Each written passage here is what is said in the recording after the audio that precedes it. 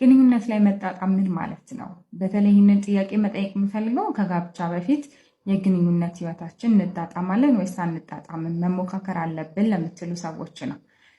የግንኙነት መጣጣም በምን ያህል የግንኙነት ሁኔታዎች ይታወቃል? በአንድ ግንኙነት፣ በሁለት፣ በሶስት፣ በምን ያህል በሚደረግ የግንኙነት ኢንተርቫል ይታወቃል?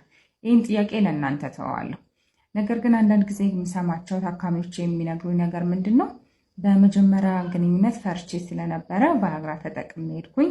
ጥሩም የግንኙነት ጊዜ ስለነበረን ከዛ በኋላ ያ ነገር ከነበረኝ ግምት እንዳይወርድ በመፍራት ሁልጊዜ ቫያግራ እንጠቀማለሁ የሚሉ ወንዶች ያጋጥሙኛል። በተለይ ወጣት ወንዶች። አንድ ነገር የምነግራችሁ ግንኙነት የፐርፌክሽን ጉዳይ አይደለም፣ ፍጹምነት ጉዳይ አይደለም፣ የበላይነታችሁን የምታሳዩበት ጉዳይ አይደለም፣ ይችላል አይችልም የሚባልበት ጉዳይም አይደለም። ግንኙነት ያላችሁን መዋደድ ያላችሁን መቀራረብ የምትጨምሩበት አንድ የህይወታችሁ አካል እንጂ ማለት ነው። ስለዚህ ያላግባብ የምትጠቀሟቸውን በሚዋጥ በሚቀባ በማር መልክ እንዲሁም በሚመጠጥ እንደ ከረሜላ የምትጠቀሟቸውን መድኃኒቶች አቁሙት። ምክንያቱም ወደፊት የምትጸጸቱበት የህይወታችሁ ልምምድ ስለሚሆኑ ማለት ነው። ስለዚህ እስኪ የእናንተን ሀሳቦች አሳውቁኝ ኮመንት ላይ። በዚህ መጣጣም የሚባል አለ። በምን ያህል ግንኙነት መጣጣማችሁን ስታውቃላችሁ የሚለው ያጋጥማችሁ ይችላል። ስለዚህ ለ5 ሰከንድ የሚሆን ግንኙነቱን ማቋረጥና ስኩዊዝ ማድረግ ወይም ጨምቆ መያዝ ማለት ነው። ሌላኛው እንግዲህ ባሪየሮች መጠቀም ነው። ቅድም እንዳልኩት ወፈር ያለ ኮንዶምን መጠቀም የግንኙነት ቆይታችሁ እንዲረዝም ያደርገዋል ማለት ነው። በቤት ውስጥ የሚሞከሩትን ሞክራችሁ ፌል ካደረገና መሻሻል ከሌለው ቆይታው ተመሳሳይ ከሆነና ለሚስቶቻችሁም ያለ መርካት ችግር እናንተም ግንኙነቱን እንድታጣጥሙ የማያደርግ ሁኔታ ላይ ከሆናችሁ ወደ ሕክምና መታችሁ የግንኙነት ቆይታን ሊያረዝሙ የሚችሉ መድኃኒቶችን መጠቀም የተሻለ ይሆናል ማለት ነው። ሌላ ግንኙነትን ተደጋጋሚ ባደረጋችሁት ቁጥር የግንኙነት ቆይታችሁ እየተሻሻለ መሄድ አለበት። ይህ ግንኙነት በተደጋጋሚ ተደርጎም ተመሳሳይ ቆይታ ካለውና መፍጠን ካለው አሁንም ሕክምና ያስፈልገዋል ማለት ነው። እንደውም ሁኔታ ያለው ብልት ያላቸው ወንዶች ነው። ያ ማለት የነርቭ ብልት ላይ ያለው ግላንሱ ላይ ወይም ጫፉ ላይ ያለው ነርቮች በጣም ስሜታዊና ሴንሲቲቭ ናቸው። ስለዚህ ገና ኮንታክት ሲኖር ወይም ፔኔትሬት ሊያደርጉ በሚሉበት ጊዜ ላይ የስሜት ጫፍ መድረስ ወይም ኦርጋዝም ላይ በመድረስ የዘር ፈሳሽ እንዲወጣ ይሆናሉ ማለት ነው። እዚህ ለእነሱም ሰዎች የህክምና አማራጮች አሉ። እዚህ እንደነዚህ አይነት ሰዎች ደግሞ ሲያጋጥሙ ብልት ላይ የሚቀቡ ቶፒካል የሆኑ ቆይታን ሊያረዝሙ የሚችሉ የህክምና አማራጮች እንሰጣለን ማለት ነው። ፕላዝማ ሪች ፕሮቲን የምንለውን አንድ ሰው የዛ ችግር ተጠቂ የሆነውን ሰው ደም የራሱ ተቀርቶ ከዛ ፕላዝማ ፓርቱ ይጠልና ብልት ላይ መርፌ መውጋት ማለት ነው። የተለያዩ ሳይክሎች ሊያስፈልጉ ይችላሉ። ሌላኛው ሎ ኢንቴንሲቲ ሾክዌቭ ቴራፒ የምንለው ነው። እሱ ደግሞ አልትራሳውንድ በሚመስል ነገር ኒውጀነሲስ ወይም የቫስኩላር የደም ፍሰቶች አዳዲስ የደም ፍሰቶች እንዲኖሩ ብለድ ፍሎ በደንብ እንዲኖርና ቲሹ ሪፔር እንዲያደርግ ሴል እንደገና ግሮዝ እንዲኖር የሚረዳ ማለት ነው። ሁለቱም ፒአርፒም ሾክዌቭም እነዚህ ነገሮች ነው ፋሲሊቴት የሚያደርጉት ማለት ነው። እንደዛ በማድረግ ኢዲውን ለማከም ይሞከራል ማለት ነው።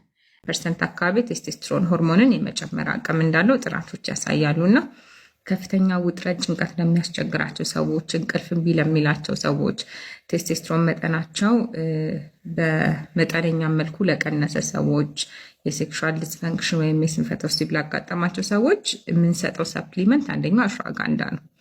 ስለዚህ ጥቅሞቹ ብዙ ናቸው። መውሰድ የሌለባቸው ሰዎች ደግሞ አሉ።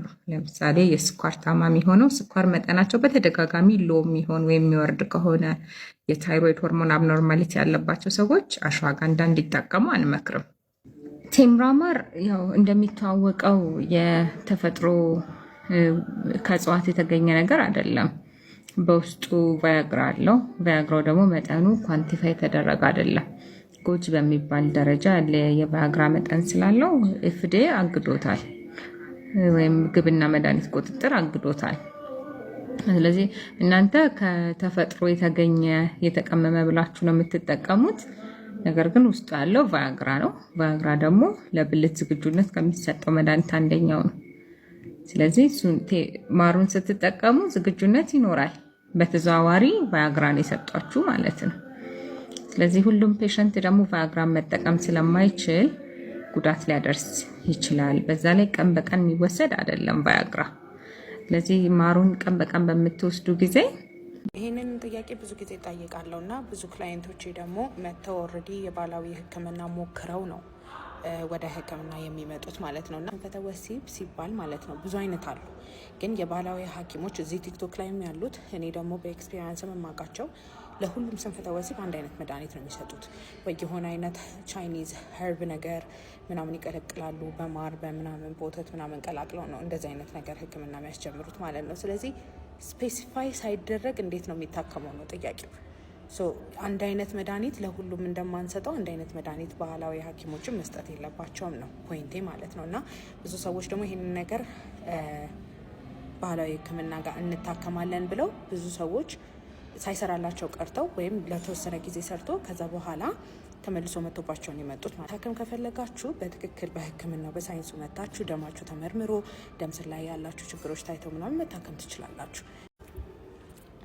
ቴስቴስትሮን ለመጨመር ምን ማድረግ አለብኝ? ኦኬ ቴስቴስትሮን ለመጨመር ባይዘይ ማለት ነው ክብደት የማንሳት እንቅስቃሴዎች መስራት አለባችሁ። ከዛ ከፍተኛ ፕሮቲን ያላቸው ምግቦችን መብላት አለባችሁ። ብዙ ጊዜ ደግሞ ቴስቴስትሮን ለመጨመር ሁለቱ አንድ ላይ ቢሆን ጥሩ ነው። ፕሮቲን ብቻ ያለው ምግብ ብቻውን ምንም አይጠቅምም። ክብደት ማንሳት እንቅስቃሴዎች ደግሞ ብቻ ምንም አይጠቅምም። ስለዚህ ሁለቱን አንድ ላይ አድርጋችሁ ስታደርጉት ቴስቴስትሮን ይጨምራል ማለት ነው። ከዛ በኋላ አንዳንድ ደግሞ ሰፕሊመንቶች መውሰድ ትችላላችሁ። ቫይታሚን ዲ፣ ማግኔዥየም ግላይሲኔት፣ አሽዋጋንዳ። ቴስቴስትሮን እጥረት ካለባችሁ ደግሞ ብዙ አይነት ምልክት ይኖርባችኋል። ጸጉራችሁ ይነቃቀላል፣ ውፍረት ትጨምራላችሁ፣ አቅም አይኖራችሁም፣ ብሬን ፎግ ወይም ነገሮችን የመርሳት ኮንሰንትሬሽን ማጣት፣ ለስራ ሞራል ማጣት ሊሆን ይችላል። ከዛ በኋላ ደግሞ የስንፈተ ወሲብ ነገሮች ሊያጋጥማችሁ ይችላል። በተለይ ደግሞ የፍላጎት ማነስና የብልት አለመቆም ችግር ብዙ ጊዜ ከቴስቴስትሮን ማነስ የሚመጣ ነገር ነው ማለት ነው። ስለዚህ እንደዚህ አይነት ምልክት ካለባችሁ መታችሁ ሆርሞናችሁን ቼክ አድርገን ወይ በኪኒን ወይ በመርፌ ቴስቴስትሮናችሁን ማስተካከል እንችላለን። በማንኛውም ስንፈተ ወሲብ መታከም ከፈለጋችሁ ባዮ ላይ ባስቀመጥኩት ስልክ ቁጥር ከጠዋት 3 ሰዓት እስከ 12 ሰዓት ብቻ በመደወል በአካል ለመምጣት ቀጠሮ ማስያዝ ትችላላችሁ። በግል ወሲብ ምክንያት የመጣ ስንፈተ ወሲብ እስከ መጨረሻው ሊታከም ይችላል ወይ? እንደ ቢዝነስ ሳይሆን ቃሉን እንደሰጠ ሐኪም ንገረን ይላል። ቃሉን እንደሰጠ ሐኪም ነው የምነግራችሁ። ነገር ግን በፖርኖግራፊና በማስተርቤሽን ምክንያት ነው የመጣው ለማለት አንድን ስንፈተ ወሲብ እነዚህን 3 ነገሮች ማሟላት አለበት ማለት ነው። የመጀመሪያውና ዋነኛው ለረጅም ጊዜ ፖርኖግራፊና ማስተርቤሽን የተጠቀሙ ወንዶች ላይ ፖርኖግራፊና ማስተርቤሽን አድርገው ለብቻቸው ሲያረጉ ብልታቸው ቀጥ ብሎ ይቆምላቸዋል፣ ወይም ለብቻቸው ሲሆኑ ሴት ሲያዩ ምናምን ይቆምላቸዋል። ነገር ግን ሴት ጋር ሲጠጉ እምቢ ይላቸዋል። አንደኛው ካራክተር ይሄ ነው። አንደኛው መለያ ምልክቱ ይሄ ነው። ለብቻቸው ሲሆኑ ይቆምላቸዋል፣ ሴት ጋር ሲጠጉ እምቢ ይላቸዋል። ሁለተኛው ምልክት ደግሞ ምንድን ነው? ጠዋት ጠዋት ይቆማል፣ ሌሊት በተኙበት ይቆማል። ይሄም እንግዲህ ጤናማ ሳይክል እንዳለ አመላካች ነው ማለት ነው። ስለዚህ ሌሊት በተኙበት ጠዋት ጠዋት ይቆማል፣ ነገር ግን ሴት ጋር ሲቀርቡ መልሶ ይተኛል ወይም እምቢ ይላቸዋል ማለት ነው። ሶስተኛውና ዋነኛው መስፈርት ግን ጤነኛና ወጣት ወንዶች ናቸው። አብዛኞቹ ከ30 ዓመት በታች ናቸው። ምንም አይነት የጤና ችግር የለባቸውም ማለት ነው። አንድ ሰው የጤና ችግር የለበትም የምንለው ከዚህ በፊት ታምሜ አላቅም በሚለው አይደለም። ስኳር፣ ግፊት፣ ኮሌስትሮል፣ ልብ ጋር የተያያዘ ሆርሞን እጥረት፣ የቴስቴስትሮን ማነስ፣ የቫይታሚን ዲ እጥረት፣ የፕሮላክቲን መብዛት፣ እነዚህ በሙሉ ተመርምሮ ኖርማል ከሆነ ነው ምንም አይነት የጤና ችግር የለበትም ብለን የምንደመደመው ማለት ነው። ጤነኛና ወጣት በሆኑ ናቸው። እድሜም ተከትሎ ስንፈተ ወሲብ ስለሚመጣ እሱንም ፖርን ኢንዲዩስድ ኢሬክታይል ዲስፋንክሽን አንለውም ማለት ነው። እነዚህን 3 ነገሮች ያሟላ መሆን አለበት ማለት ነው። አንደኛው ብቻቸውን ሲሆኑ ይቆማል፣ ሴት ጋር ሲጠጉ እምቢ ይላቸዋል። ሁለተኛው ጠዋት ጠዋትና ሌሊት ይቆማል፣ ነገር ግን እንዳልኳቸው ሴት ጋር ሲጠጉ እምቢ ይላቸዋል። ሶስተኛው ወጣትና ጤናማ ናቸው። ለረጅም ጊዜ ግን ፖርኖግራፊና ማስተርቤሽን በተለይ ይሄ ፖርኖግራፊ ስክሮል እያረጉ በጣም በብዙ አይነትና ብዙ ዶፓሚን የሚያመነጩ አይነቶችን የሚያዩ እና ደግሞ ራፍ ማስተርቤሽን ያረጉ የነበሩ ከዛ ተከትሎ የመጣባቸው ወንዶችን ነው ፖርን ኢንዲዩስድ ኢሬክታይል ዲስፋንክሽን የምንለው ማለት ነው። እነዚህ ወጣቶች እንዴት ማከም ይችላሉ? መታከም ይችላል ወይ? መዳን ይችላል ወይ? አዎ በደንብ ይችላል።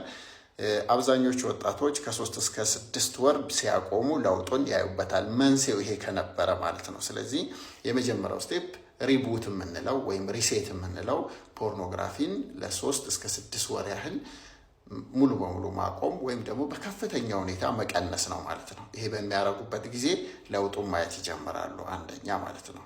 ሁለተኛ ጤናቸው ላይ በደንብ የተሻለ ሁኔታ ላይ መገኘት ይኖርባቸዋል። እንቅልፋቸውን ማሻሻል፣ ስፖርት መስራት፣ ሬጉላር ኤክሰርሳይዝ ምክንያቱም ስለሚጨምር ብለድ ፍሎ እና ስለሚያሻሽል፣ አመጋገባቸው ማየት፣ ጭንቀት ካለ ፐርፎርማንስ አንዛይቲ ካለ እሱ መንስኤ ሊሆን ስለሚችል እሱን ራሱ መፍታት ያስፈልጋል ማለት ነው።